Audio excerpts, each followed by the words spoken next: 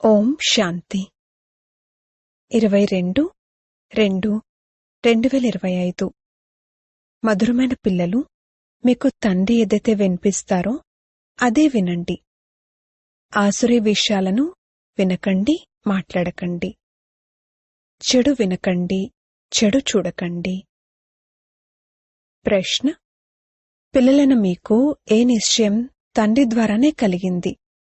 జవాబు: తండ్రి మీకు ఏమని నిశ్చయం కలిగిస్తారంటే, నేను మీ తండ్రిని కూడా, టీచర్ను కూడా, సద్గురువును కూడా. మీరు ఈ స్మృతిలో ఉండేందుకు పురుషార్థం చేయండి. కాని మాయ మీ చేత ఈ విషయాన్నే మరిపింపజేస్తుంది. అజ్ఞాన కాలంలోనైతే మాయ విషయమే ఉండదు. రెండవ ప్రశ్న: ఏ చాట్ను పెట్టుకోవడంలో విశాల బుద్ధి కావాలి? జవాబు: స్వయాన్ని ఆత్మగా భావిస్తూ తండ్రిని ఎంత సమయం స్మృతి చేశాను. ఈ చాట్ను పెట్టుకోవడంలో చాలా విశాల బుద్ధి కావాలి. దేహీ అభిమానులుగా అయి తండ్రిని స్మృతి చేయండి. అప్పుడు వికర్మలు వినాశనమవుతాయి. ఓం శాంతి. టీచర్ వచ్చి ఉన్నారని విద్యార్థులు అర్థం చేసుకున్నారు. వారు తండ్రి కూడా, శిక్షకుడు కూడా మరియు పరమ సద్గురు కూడా అన్నదైతే పిల్లలకు తెలుసు. పిల్లలకు ఇది స్మృతిలో ఉంది, కాని నంబర్వార్ పురుషార్థానుసారంగా ఉంది. నియమం ఏం చెప్తుందంటే, వీరు టీచర్ మరియు తండ్రి మరియు గురువు అని ఒక్కసారి తెలుసుకున్న తర్వాత ఇక ఎప్పుడూ ఈ విషయాన్ని మర్చిపోలేరు. కాని ఇక్కడ మాయ మరిపింపచేస్తుంది. అజ్ఞానకాలంలో మాయ ఎప్పుడూ మరిపింపచేయదు. బిడ్డ ఎప్పుడూ వీరు మా తండ్రి అని, వీరి వృత్తి ఇది అని మర్చిపోలేడు. నేను తండ్రి ఆస్తికి యజమానిని అని కొడుకులకు సంతోషముంటుంది. వారు స్వయమూ చదువుకున్నా కాని తండ్రి ఆస్తి అయితే లభిస్తుంది కదా. ఇక్కడ పిల్లలైన మీరు కూడా చదువుకుంటారు మరియు తండ్రి యొక్క ఆస్తి కూడా మీకు లభిస్తుంది. మీరు రాజయోగాన్ని నేర్చుకుంటున్నారు. నేను తండ్రికి చెందినవాడిని అని తండ్రి ద్వారా నిశ్చయం ఏర్పడుతుంది. తండ్రే సద్గతి యొక్క మార్గాన్ని చూపిస్తున్నారు. అందుకే వారు సద్గురు కూడా. ఈ విషయాలను మర్చిపోకూడదు. తండ్రి ఏదైతే వినిపిస్తారో అదే వినాలి. చెడు వినవద్దు, చెడు చూడవద్దు అని కోతుల బొమ్మను ఏదైతే చూపిస్తారో అది వాస్తవానికి మనుషుల విషయము.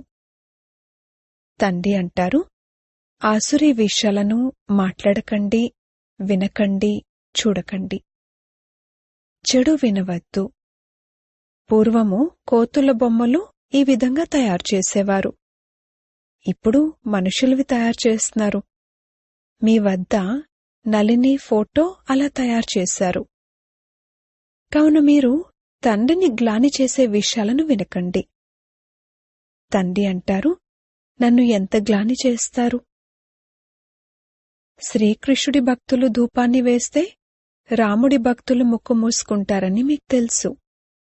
ఒకరు వేసిన ధూపం యొక్క సుగంధం కూడా ఇంకొకరికి నచ్చదు. వారు పరస్పరం శత్రువుల వలె అయిపోతారు. ఇప్పుడు మీరు రామవంశీయులు. ప్రపంచంలోని వారందరూ రావణ వంశీయులు. ఇక్కడ ధూపం విషయమేమీ లేదు. తండ్రిని సర్వవ్యాపి అని అనడం వలన ఏ గతి పట్టిందో మీకు తెలుసు. రాయి రప్పలలో ఉన్నారు అని అనేటప్పటికీ రాతిబుద్ధిగా అయిపోయింది. ఏ అనంతమైన తండ్రి అయితే మీకు వారసత్వాన్ని ఇస్తారో వారిని ఎంతగా గ్లాని చేస్తారు? జ్ఞానమైతే ఎవ్వరిలోనూ లేదు. అవి జ్ఞానరత్నాలు కావు, అవి రాళ్ళు. ఇప్పుడు మీరు తండ్రిని స్మృతి చేయవలసి ఉంటుంది. తండ్రి అంటారు, నేను ఎవరినో ఎలా ఉంటానో యథార్థ రీతిగా నా గురించి ఎవరికీ తెలీదు. పిల్లల్లో కూడా నంబర్వారుగా ఉన్నారు. తండ్రిని యథార్థ రీతిగా స్మృతి చేయాలి. వారు కూడా ఎంతో చిన్న బిందువు. వారిలో ఈ పాత్రంతా నిండి ఉంది. తండ్రిని యథార్థ రీతిగా తెలుసుకుని స్మృతి చేయాలి. స్వయాన్ని ఆత్మగా భావించాలి. మనము పిల్లలము, కాని అలాగని తండ్రి ఆత్మ పెద్దగా మన ఆత్మ చిన్నగా ఉంటుంది అని కాదు. అలా కాదు. తండ్రి నాలెడ్జ్ఫుల్ అయినా కాని ఆత్మేమీ పెద్దగా ఉండదు. మీ ఆత్మలో కూడా జ్ఞానం ఉంటుంది, కాని నంబర్వార్గా ఉంటుంది. స్కూల్లో కూడా నంబర్వార్గా పాస్ అవుతారు కదా. ఎవ్వరికీ 0 మార్కులు రావు, ఎన్నో కొన్ని మార్కులు తెచ్చుకుంటారు. తండ్రి అంటారు, నేను మీకు ఈ జ్ఞానమునేదైతే వినిపిస్తానో అది కనుమరుగైపోతుంది. అయినా కాని చిత్రాలున్నాయి, శాస్త్రాలు కూడా తయారు చేయబడి ఉన్నాయి. తండ్రి ఆత్మలైన మీకు చెప్తున్నారు, చెడు వినవద్దు. ఈ ఆసురీ ప్రపంచాన్ని ఏం చూడాలి? ఈ చీచీ ప్రపంచం నుండి కళ్ళు మూసుకోవాలి. ఇప్పుడు ఆత్మకు ఇది పాత ప్రపంచమని స్మృతి కలిగింది. దీంతో ఏం సంబంధం పెట్టుకోవాలి? ఈ ప్రపంచాన్ని చూస్తూ కూడా చూడకూడదని ఆత్మకు స్మృతి కలిగింది. మన శాంతిధామాన్ని మరియు సుఖధామాన్ని స్మృతి చేయాలి. ఆత్మకు జ్ఞానమనే 3వ నేత్రం లభించింది కావున వీటిని స్మరణ చేయాలి. భక్తి మార్గంలో కూడా ఉదయాన్నే లేచి మాల జపిస్తారు. ఉదయం వేళను మంచి ముహూర్తంగా భావిస్తారు. అది బ్రాహ్మణుల ముహూర్తం. బ్రహ్మ భోజనానికి కూడా మహిమ ఉంది. బ్రహ్మ భోజనం కాదు, అది బ్రహ్మ భోజనం. మిమ్మల్ని కూడా బ్రహ్మకుమారికి బదులుగా బ్రహ్మకుమారి అని అనేస్తారు. అర్థం చేసుకోరు. బ్రహ్మ పిల్లలైతే బ్రహ్మకుమార కుమారిలు అవుతారు కదా. బ్రహ్మము అనేది ఒక తత్వము, అది నివసించే స్థానము. దానికేమి మహిమ ఉంటుంది? తండ్రి పిల్లలకు ఫిర్యాదు చేస్తున్నారు, పిల్లలు మీరు ఒకవైపేమో పూజ చేస్తారు, ఇంకొక వైపేమో అందరినీ గ్లాని చేస్తారు. గ్లాని చేస్తూ చేస్తూ తమోప్రధానంగా అయిపోయారు. తమోప్రధానంగా కూడా అవ్వాల్సిందే. చక్రం రిపీట్ అవుతుంది. ఎప్పుడైనా ఎవరైనా పెద్ద వ్యక్తులు వస్తే వారికి చక్రంపై తప్పకుండా అర్థం చేయించాలి. ఈ చక్రం 5000 సంవత్సరాలదే. ఈ విషయంపై చాలా అటెన్షన్ పెట్టాలి. రాత్రి తర్వాత పగలు తప్పకుండా వచ్చేదే ఉంది. రాత్రి తర్వాత పగలు రాకపోవడం అనేది జరగదు. కలియుగం తర్వాత సత్యుగం తప్పకుండా రావాలి. ఈ ప్రపంచ చరిత్ర భూగోళం రిపీట్ అవుతుంది. తండ్రి అర్థం చేయిస్తున్నారు, మధురాతి మధురమైన పిల్లలు, స్వయాన్ని ఆత్మగా భావించండి. ఆత్మే అన్నీ చేస్తుంది, పాత్రను అభినయిస్తుంది. ఒకవేళ మనం పాత్రధారులమైనట్లయితే నాటకం యొక్క ఆది మధ్యాంతాలను తప్పకుండా తెలుసుకోవాలి అన్నది ఎవరికీ తెలియదు. ప్రపంచ చరిత్ర భూగోళం రిపీట్ అవుతుందంటే మరి ఇది డ్రామా అనే కదా. ఏదైతే గతించిపోయిందో క్షణక్షణము అదే రిపీట్ అవుతుంది. ఈ విషయాలు ఇంకెవరూ అర్థం చేసుకోలేరు. తక్కువ బుద్ధి కలవారు ఎల్లప్పుడూ ఫెయిల్ అవుతూ ఉంటారు. ఇక టీచర్ కూడా ఏం చేయగలరు? కృప చూపించండి లేక ఆశీర్వదించండి అని టీచర్కేం చెప్తారు? ఇది కూడా చదువు. ఈ గీతా పాఠశాలలో స్వయంగా భగవంతుడు రాజయోగాన్ని నేర్పిస్తారు. కలియుగం మారి సత్యుగంగా తప్పకుండా తయారవ్వాలి. డ్రామా అనుసారంగా తండ్రి కూడా రావాలి. తండ్రి అంటారు, నేను కల్పకల్పము సంగమయుగంలో వస్తాను. నేను సృష్టి ఆది మధ్యాంతాల జ్ఞానాన్ని ఇవ్వడానికి వచ్చాను అని ఈ విధంగా ఇంకెవ్వరూ అనలేరు. వారు స్వయాన్ని శివోహం అని చెప్పుకుంటారు. దానివల్లనేం జరిగింది? శివబాబా అయితే చదివించేందుకు సహజ రాజయోగాన్ని నేర్పించేందుకే వస్తారు. ఏ సాధు సన్యాసులు మొదలైన వారిని శివ భగవానుడు అని అనలేరు. నేను కృష్ణుణ్ణి, మేము లక్ష్మీనారాయణలము అని చాలామంది అంటూ ఉంటారు. ఇప్పుడు ఆ సత్యుగ యువరాజైన శ్రీకృష్ణుడెక్కడా?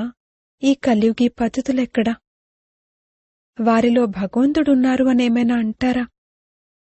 మీరు మందిరాలలోకి వెళ్లి ఈ విధంగా అడగచ్చు, మీరు సత్యుగంలో రాజ్యం చేసేవారు, మరి తర్వాత ఎక్కడికి వెళ్లారు? సత్యుగం తర్వాత తప్పకుండా త్రేత, ద్వాపర, కలియుగాలు వచ్చాయి. సత్యుగంలో సూర్యవంశీ రాజ్యం ఉండేది, త్రేతాయుగంలో చంద్రవంశీ రాజ్యం. ఈ జ్ఞానమంతా పిల్లలైన మీ బుద్ధిలో ఉంది. ఇంతమంది బ్రహ్మకుమార కుమారీలున్నారు, మరి తప్పకుండా ప్రజాపిత కూడా ఉంటారు. బ్రహ్మ ద్వారా మనుష్య సృష్టిని రచిస్తారు. రచయిత అని బ్రహ్మను అనరు. ఆ తండ్రి అయితే గాడ్ ఫాదర్. వారు ఎలా రచిస్తారు అనేది తండ్రి సమ్ముఖంగా కూర్చుని అర్థం చేయిస్తారు.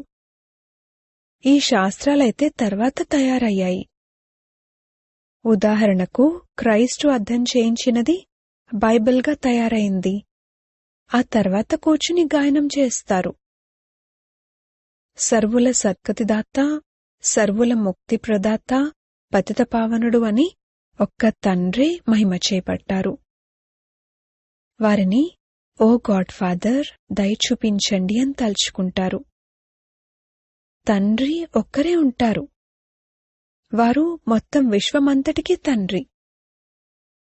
సర్వ దుఃఖాల నుండి ముక్తులుగా చేసేవారెవరు అనేది మనుషులకు తెలీదు. ఇప్పుడు సృష్టి కూడా పాతదిగా ఉంది, మనుషులు కూడా పాతగా తమోప్రధానంగా ఉన్నారు. ఈ ప్రపంచమే ఇనుపయుగ ప్రపంచము. బంగారు యుగం ఉండేది కదా, మళ్లీ తప్పకుండా ఉంటుంది. ఇది వినాశనమైపోతుంది. ప్రపంచ యుద్ధం జరుగుతుంది, అనేక ప్రకృతి వైపరీత్యాలు కూడా జరుగుతాయి. ఇదే ఆ సమయము.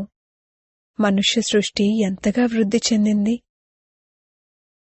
భగవంతుడు వచ్చి ఉన్నారని మీరంటూ ఉంటారు.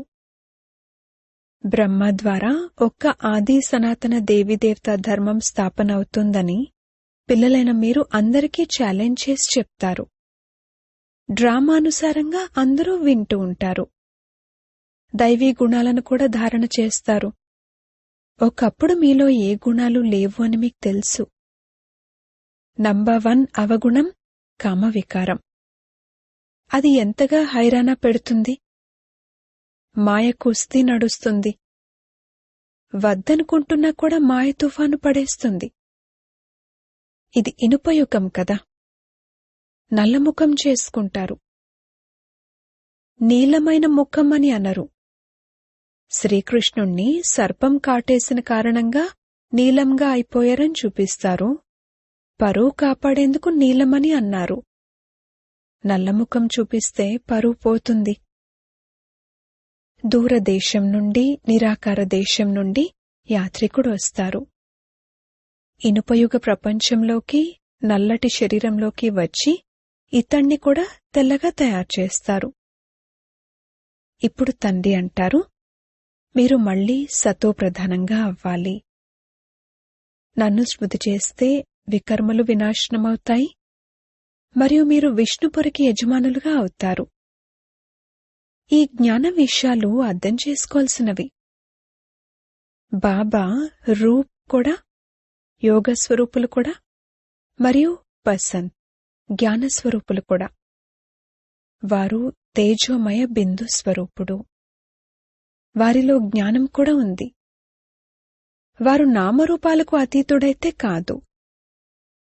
వారి రూపమేమిటి అనేది ప్రపంచానికి తెలీదు. తండ్రి మీకు అర్థం చేయిస్తున్నారు. నన్ను కూడా ఆత్మనే అంటారు, కాకపోతే నేను పరమ ఆత్మను. పరమ మరియు ఆత్మ ఈ రెండూ కలిపి పరమాత్మ అవుతుంది. వారు తండ్రి కూడా, టీచర్ కూడా. వారిని నాలెడ్జ్ఫుల్ అని కూడా అంటారు. నాలెడ్జ్ఫుల్ అనగా అందరి హృదయాలలో ఏముందో తెలిసినవారు అని వాళ్ళనుకుంటారు. ఒకవేళ పరమాత్మ సర్వవ్యాపి అయినట్లయితే ఇక అందరూ నాలెడ్జ్ఫుల్ అయిపోతారు. మరి వారొక్కరినే నాలెడ్జ్ఫుల్ అని ఎందుకంటారు? మనుషులది ఎంత తుచ్చబుద్ధి! జ్ఞాన విషయాలను ఏమాత్రమూ అర్థం చేసుకోరు. తండ్రి కూర్చుని జ్ఞానం మరియు భక్తి యొక్క వ్యత్యాసాన్ని అర్థం చేయిస్తారు. మొదట సత్యత్రేతాయుగాలలో జ్ఞానమనే పగలు, ఆ తర్వాత ద్వాపర కలియుగాలు రాత్రి. జ్ఞానం ద్వారా సద్గతి జరుగుతుంది. ఈ రాజయోగ జ్ఞానాన్ని హఠయోగులు అర్థం చేయించలేరు. అలాగే గృహస్థులు కూడా అర్థం చేయించలేరు. ఎందుకంటే వారు అపవిత్రంగా ఉంటారు. మరిప్పుడు రాజయోగాన్ని ఎవరు నేర్పించాలి? నన్నొక్కరినే స్మృతి చేస్తే వికర్మలు వినాశనమవుతాయి అని ఎవరంటారు? నివృత్తి మార్గపు ధర్మమే వేరు. వారు ప్రవృత్తి మార్గపు జ్ఞానాన్ని ఎలా వినిపించగలరు? God father is truth. భగవంతుడైన తండ్రి సత్యం అని ఇక్కడ అందరూ అంటారు. తండ్రే సత్యం వినిపించేవారు. ఆత్మకు తండ్రి స్మృతి కలిగింది. అందుకే మీరొచ్చి నరుడి నుండి నారాయణుడిగా తయారయ్యేందుకు సత్యాతి సత్యమైన కథను వినిపించండి అని మనం తండ్రిని స్మృతి చేస్తాము. నేను మీకు ఈ సత్యనారాయణ కథను వినిపిస్తాను కదా. ఇంతకుముందు మీరు అసత్యమైన కథలు వినేవారు. ఇప్పుడు మీరు సత్యమైన కథ వింటారు. అసత్యమైన కథలను వింటూ వింటూ ఎవరూ నారాయణుడుగా అవ్వలేరు. మరి అది సత్యనారాయణుని కథ ఎలా అవుతుంది? మనుషులు ఎవ్వర్నీ నరుడి నుండి నారాయణుడిగా తయారు చేయలేరు. తండ్రే వచ్చి స్వర్గానికి యజమానులుగా తయారు చేస్తారు. తండ్రి రావడం కూడా భారత్లోనే వస్తారు. కాని ఎప్పుడు వస్తారు అనేది అర్థం చేసుకోరు. శివుణ్ణి శంకరుణ్ణి కలిపేసి కథలు తయారు చేశారు. శివపురాణం కూడా ఉంది. గీతను శ్రీకృష్ణుడు వినిపించారని అంటారు. మరి అలాగైతే శివపురాణం ఉన్నతమైందైనట్లు. వాస్తవానికి జ్ఞానమైతే గీతలో ఉంది. భగవనువాచ మన్మనాభవ.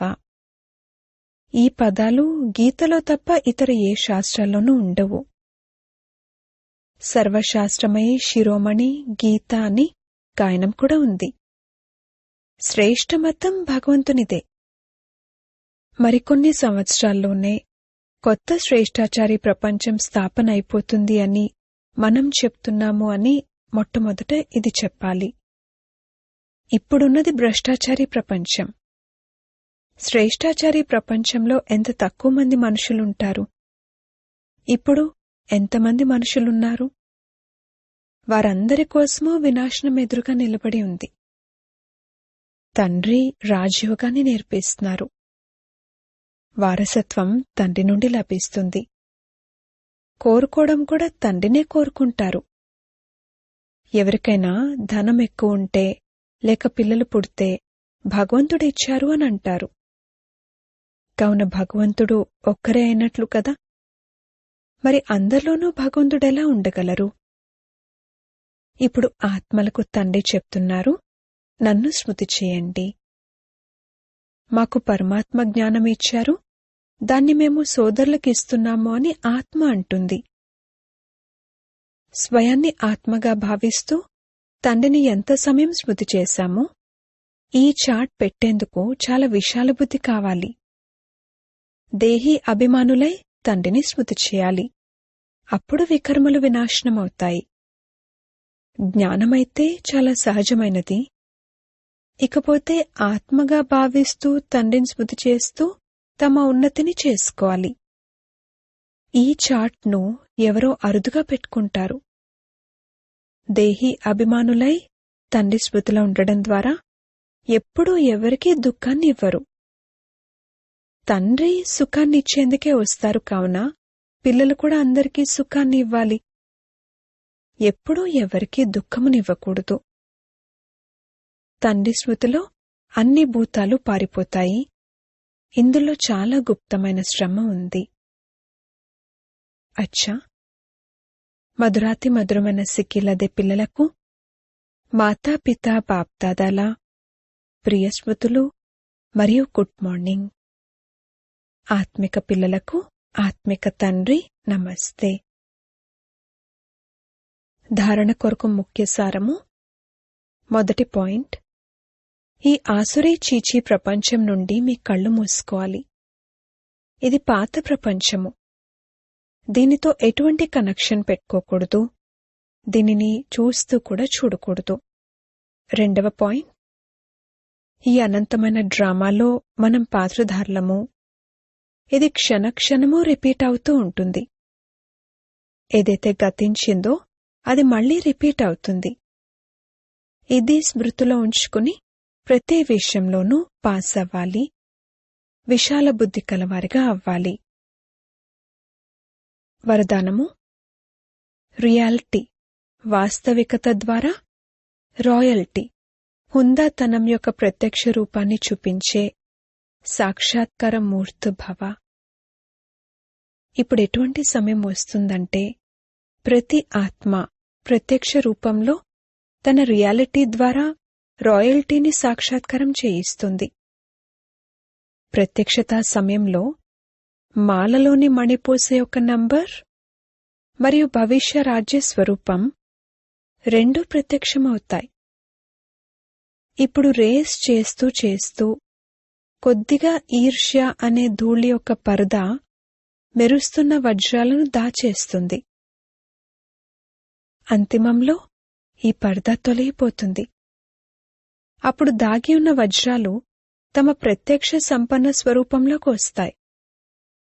రాయల్ కుటుంబం వారు ఇప్పట్నుండే తమ రాయల్టీని చూపిస్తారు, అనగా తమ భవిష్య పదవిని స్పష్టం చేస్తారు. అందుకే రియాలిటీ ద్వారా రాయల్టీని సాక్షాత్కారం చేయించండి. స్లోగన్.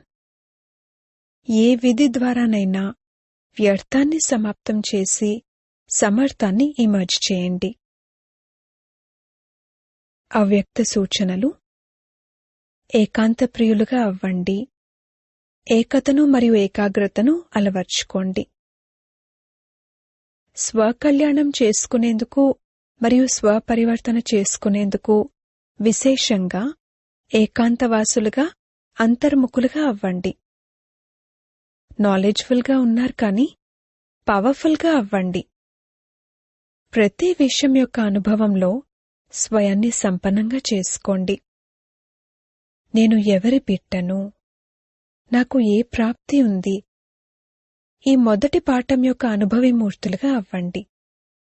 ఏకతను మరియు ఏకాగ్రతను అలవర్చుకోండి. అప్పుడు సహజంగానే మాయాజీతులుగా అవుతారు. ఓం శాంతి.